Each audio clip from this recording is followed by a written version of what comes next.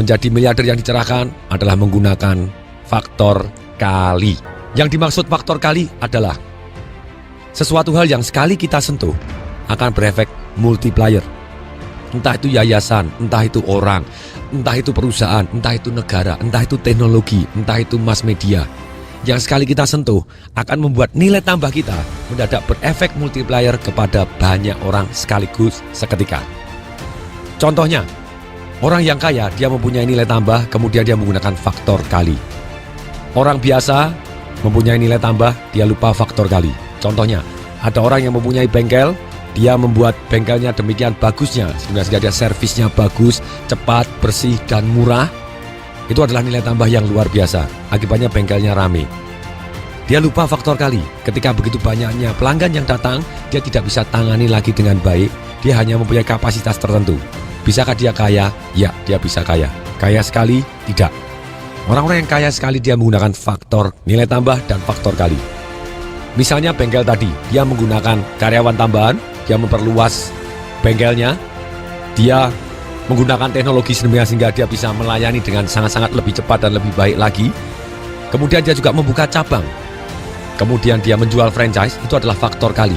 Kemudian faktor kali berikutnya ketika franchise-nya jaya dan dia omsetnya begitu besarnya, kemudian dia go public.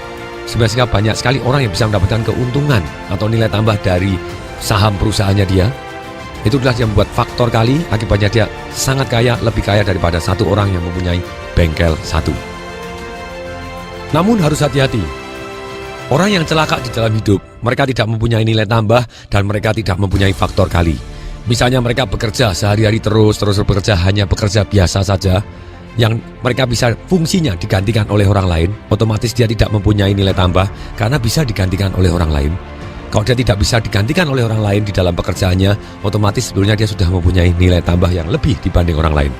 Ketika dia bisa digantikan dengan mudah oleh siapapun dalam pekerjaannya, dan misalnya seperti orang bukakan pintu dan dia hanya membukakan pintu saja, pekerjaan ini bisa digantikan oleh siapapun yang masih hidup dan normal. Jadi dia tidak punya nilai tambah. Dan kemudian dia juga tidak punya faktor kali karena dia hanya melayani satu orang atau satu perusahaan saja. Akibatnya dia hidupnya akan biasa-biasa saja.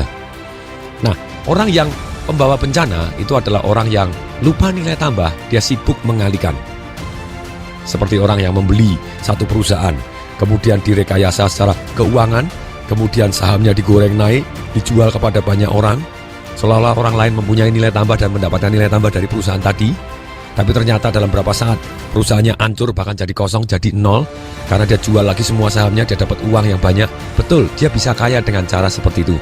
Tapi orang ini adalah pembawa bencana, dia bukan jutawan yang dicerahkan. Sekali lagi saya tekankan di sini, orang-orang yang sangat kaya, dia mempunyai nilai tambah, dan dia kalikan sehingga orang banyak bisa merasakan nilai tambahnya.